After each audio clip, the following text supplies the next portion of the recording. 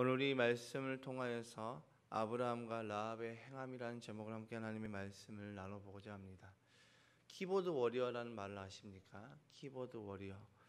익명성이 보장이 되는 인터넷의 공간에서 남을 공격하거나 혹은 익명이기 때문에 내가 드러나지 않기 때문에 자신을 과대 포장하는 자들을 향해서 일컫는 말입니다.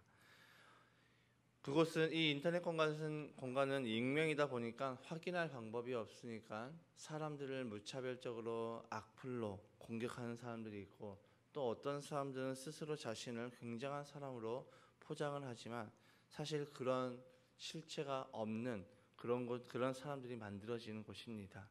그런데도 많은 사람들이 이것을 확인할 수 없으니까 그런 모습들을 많이 나타내고 있습니다.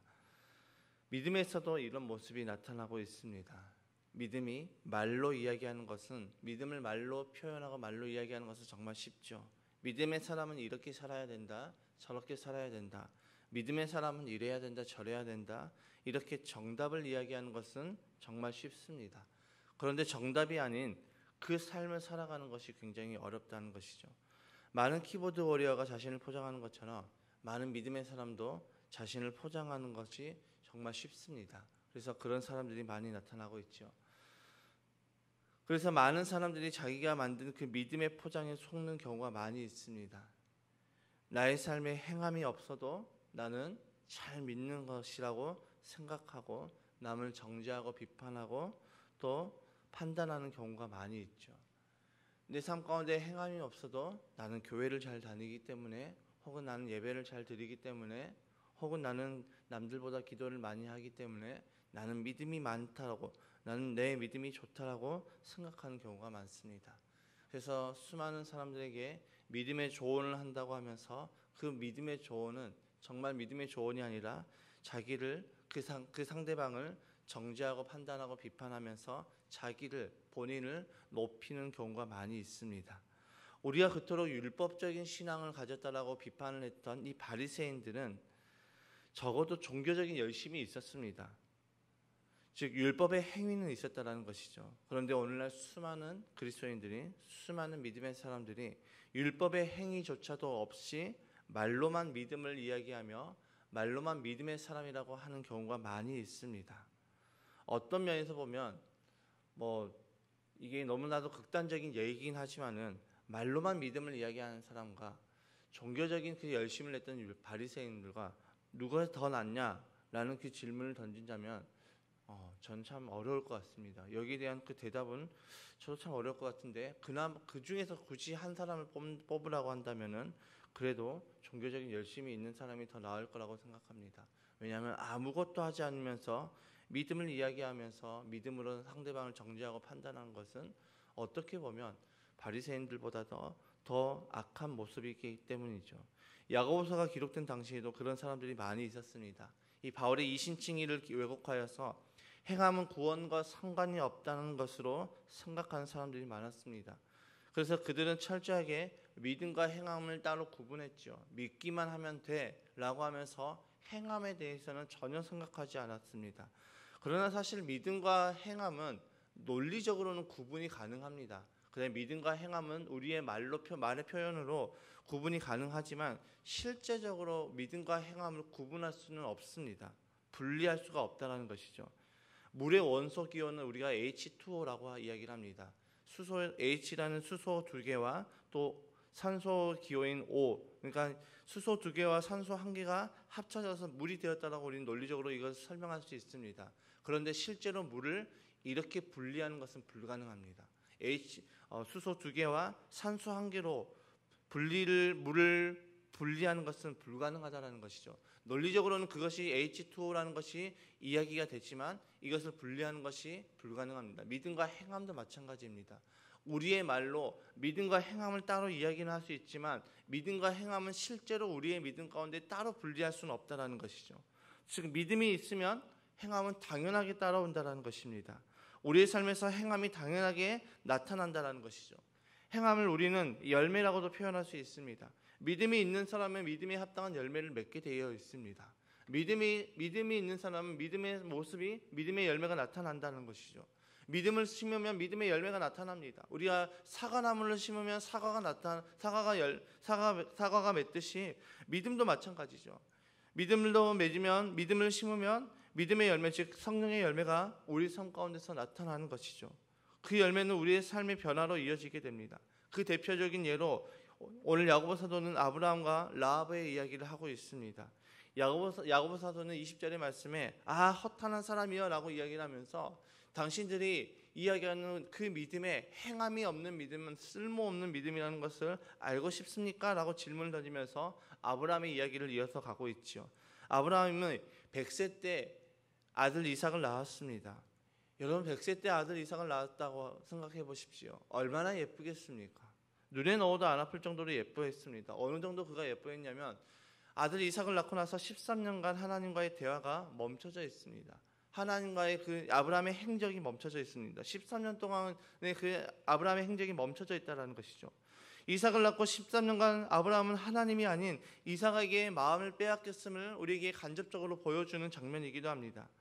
그 13년의 세월 동안 성경에 한 줄 기록할 만한 아브라함과 하나님의 이야기가 한 줄도 없었음을 나타내는 것이 13년간의 침묵입니다. 그런 아브라함에게 하나님께서 어느 날 갑자기 독자 이삭을 바치라고 말씀하십니다. 하나님의 시험이죠. 그토록 사랑하는 이삭을 하나님께 바치라. 여러분 이것이 가능한 일일까요? 내가 100세 때 낳은 그 아이가 있는데 그 아이를 하나님께 바치라. 그것도 그냥 바치는 것이 아니라 번제물로 바치라는 것입니다. 배를 가르고 안에 있는 내장을 다 꺼내서 각을 뜨고 그 내장은 불로 태워서 하나님께 드려지는 그 번제물로 드리라는 것입니다. 여러분 이것이 우리는 성경의 말씀으로 보기 때문에 그냥 지나가는 그 상황이지만 우리의 자녀를 혹은 우리의 손자 손녀를 그렇게 한다라고 생각해 보시기 바랍니다. 우리로서는 그것이 불가능합니다. 심지어 아브라함이 이 아들을 낳고 나서 13년간 하나님과의 그런 긴밀한 교제가 없었음을 보여줄 정도로 아브라함이 이삭을 굉장히 사랑했습니다. 그런데 하나님께서 그에게 시험했을 때 아브라함의 반응이 어땠습니까? 순종함으로 반응했습니다. 이 아브라함의 모습에 야고보 사도는 어떻게 이야기합니까? 본문 21절의 말씀에 우리 조상 아브라함이 자기 아들 이삭을 제단에 바치고서 행함으로 의롭게 된 것이 아닙니까? 야고보 사도는 아브라함이 행함으로 의롭게 되었다라고 이야기하고 있습니다. 사실 이 부분에서 많은 사람들이 오해가 생기는 부분입니다. 왜냐하면 바울은 이 아브라함을 향해서 그는 믿음으로 의롭게 되었다라고 표현하고 있습니다. 성경에서도 아브라함이 그를 하나님을 믿음에 하나님이 그를 의롭게 여겼다라고 말씀하고 있죠. 창세기 말씀에. 그러니까 이 바울이 아브라함의 모습을 향해서 로마서 4장 2절에 이렇게 이야기하고 있죠. 아브라함이 행위로 의롭게 되었더라면 그에게는 자랑할 것이 있었을 것입니다. 그러나 하나님 앞에서는 자랑할 것이 없었습니다. 마치 바울과 야고보가 전혀 다른 관점에서 이야기하는 것 같습니다. 바울은 믿음을 그리고 야고보는 행함을 강조하는 것처럼 보입니다. 같은 성경에서 이 한 인물에 관해서 한쪽에서는 아브라함이 믿음으로 의롭게 됐다라고 이야기를 하고 한쪽에서는 아브라함의 행위 때문에 의롭게 됐다라고 이야기를 하고 있습니다. 성경이 이랬다 저랬다 하는 것 같고 좀 꼭 우리에게 많은 오해와 헷갈림을 주죠. 그러나 그것이 아닙니다. 야고보가 말하는 행위는 그들의 율법의 행위가 아니라 믿음의 행위임을 우리는 이것을 인식해야 됩니다. 그리고 바울의 서신과 야고보 서신은 서로의 성격이 다르죠. 바울은 누구를 염두하고 이 서신을 썼습니까? 바울은 유대 율법주의자들을 염두하면서 이 로마서를 기록하였습니다. 그렇기 때문에 그는 이 율법이 굉장히 잘못되었음을 이야기하고 믿음을 강조하고 있죠. 너희들이 율법을 지키면서 너희들이 율법을 지킴으로 말미암아 너희가 구원을 받는다라고 이야기를 하는데 아니다. 율법을 지키는 것으로 너희가 구원을 받는 것이 아니라 너희가 믿음으로 구원을 받는다라고 이야기하고 있습니다. 반면에 야고보 사도는 이 야고보서를 기록하는 그 대상이 누구냐면 그 당시 믿음만 고백하면 된다는 아니란 생각을 하는 사람들에게 말하고 있습니다.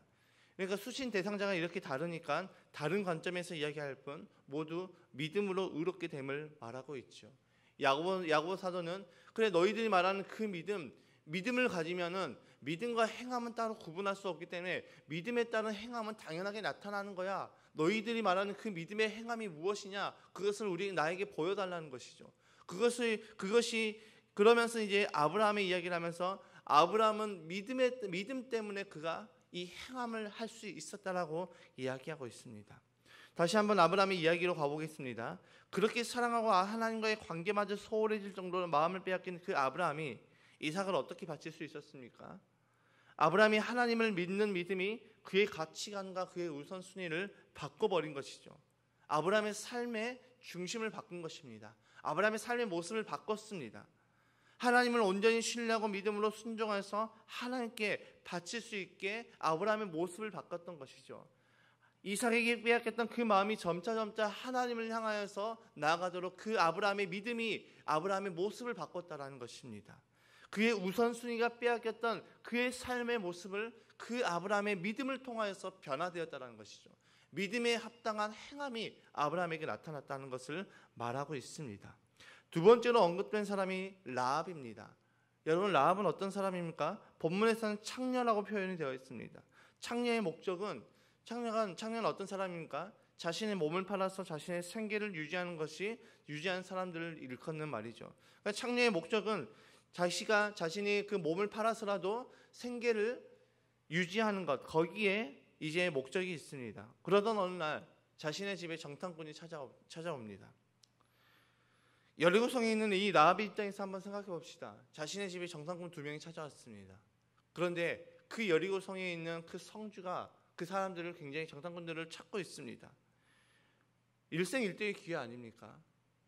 평생 먹고 살기 위해서 자신의 몸을 팔았던 이 창녀 라합이 정말 자신의 인생을 바꿀 수 있는 기회 아닙니까? 정탐꾼들이 여기 있다라고 밀고만 하면 그는 더 이상 먹고 살 문제 때문에 몸을 팔 이유가 없습니다.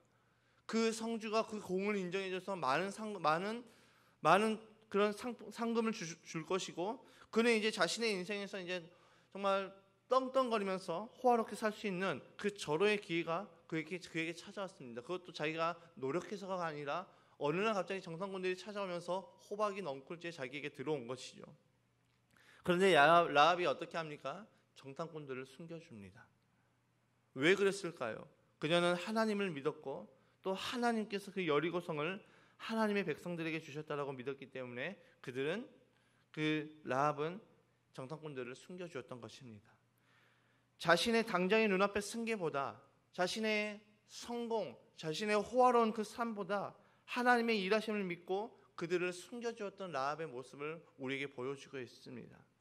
걸리면 정탐꾼뿐만 아니라 자신도 죽는 상황입니다. 그런데도 그녀는 하나님을 믿음으로 정탐꾼들을 숨겨주었지요. 이 라합의 믿음이 자신의 삶의 가치를 바꿨습니다.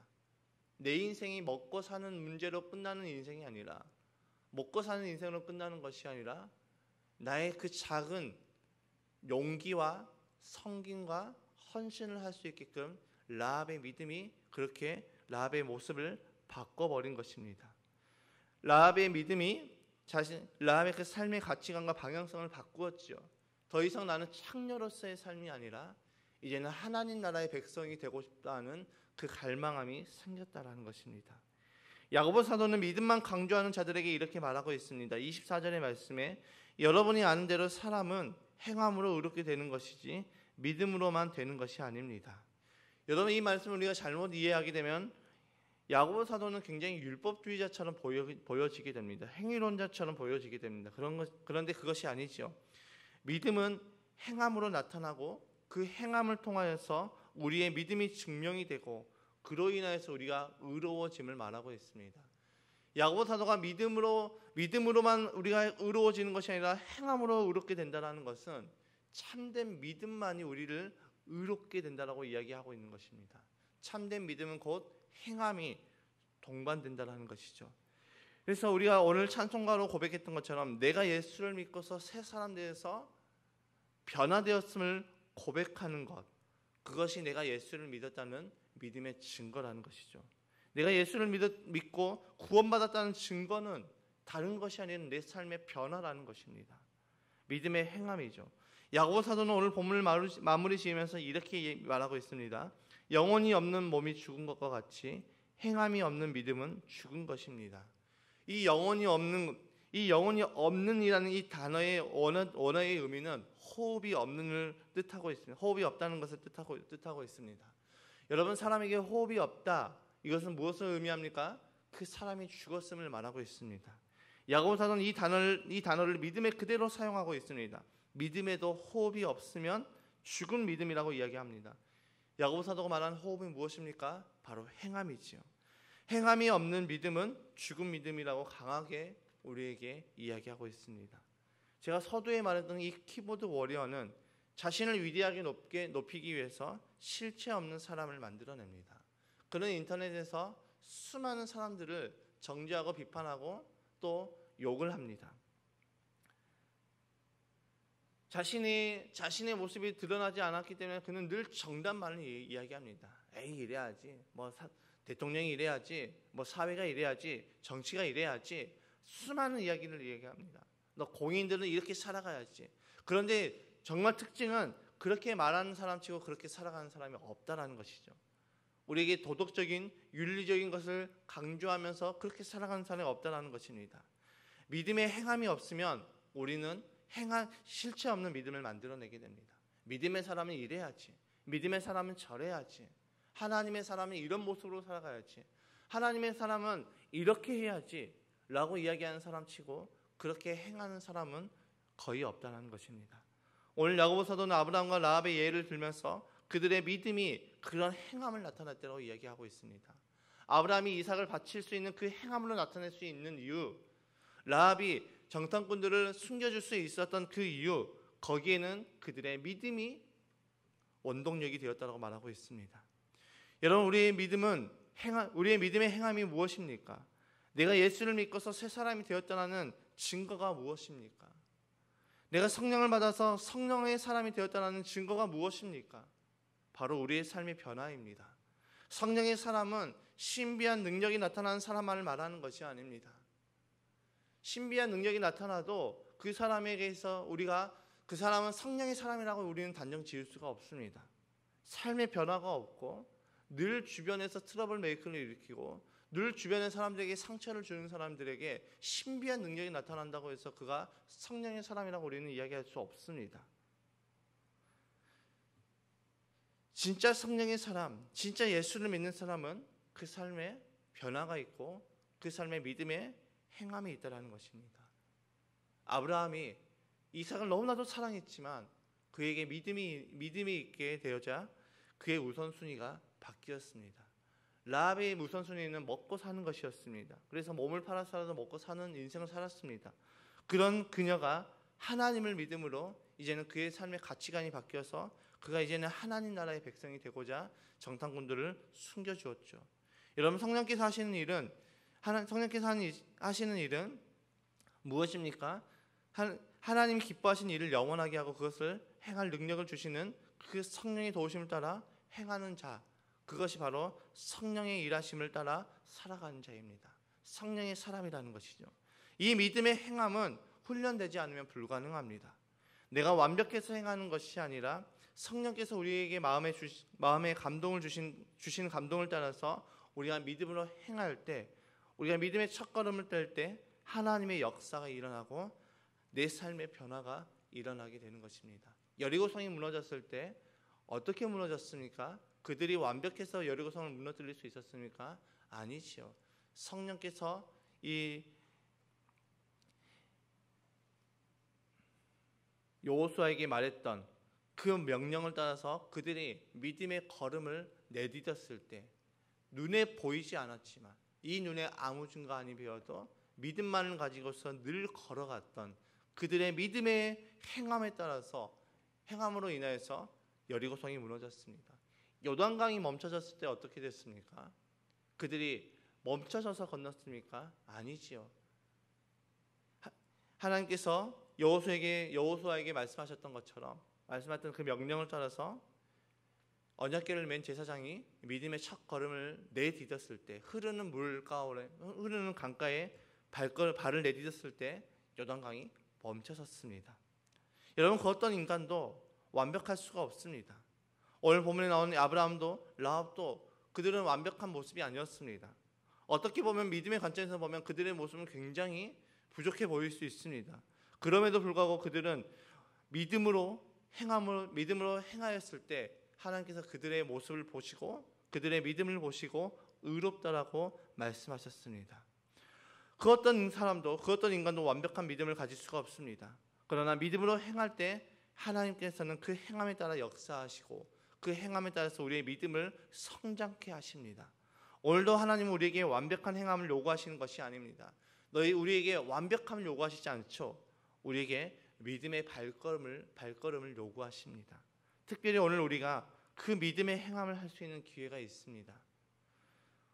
어제 슬픔을 당하신 우리 김경숙 권사님을 오늘 우리가 찾아가서 사랑으로 권사님을 위로하는 시간이 되었으면 좋겠습니다.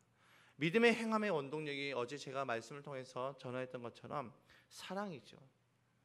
하나님의 사랑으로 위로하고 하나님의 사랑으로 권사님과 자녀들을 위해서 기도하여서 정말로 우리 남아있는 그분들을 위해서 기도함으로 말미암아 하나님의 위로하심이 그들에게 있기를 늘 기도하며 나아갑시다.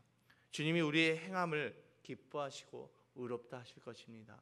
오늘도 우리의 사랑이 근거가 되어서 사랑이 원동력이 되어서 권사님을 위해서 기도할 때, 또 권사님의 자녀들을 위해서 기도할 때, 또 그 모습을 통하여서 아직도 하나님을 알지 못하고 예수님을 믿지 못하는 그 권사님의 자녀들이 또 우리의 모습을 통하여서 예수님을 정말 간접적으로라도 경험할 수 있기를 기도하며 나아가는 저와 여러분이 되시기를 주님의 이름으로 축복합니다.